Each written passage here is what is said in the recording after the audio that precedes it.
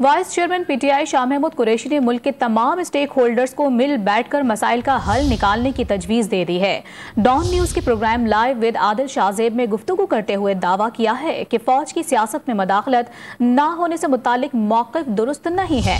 فوج کا اب بھی سیاسی معاملات میں لینا دینا ہے۔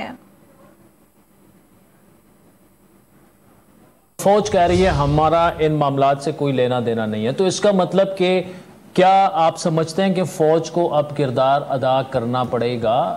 دیکھیے، یہ کہہ رہے ہیں کہ اس معاملات سے ہمارا لینا دینا نہیں ہے، یہ درست نہیں ہے۔ اچھا، بصد احترام یہ درست نہیں ہے۔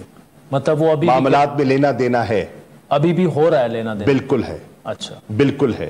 وے فارورڈ یہ ہے کہ جو ملک کے جتنے اسٹیک ہولڈرز ہیں، چاہے ملک کی عدلیہ ہے، چاہے ملک کی سول سروس ہے، چاہے ملک کی افواج ہیں، تو پھر کیا یہ اسٹیک ہولڈرز خاموش رہیں گے، خاموش تماشائی بن کے رہیں گے؟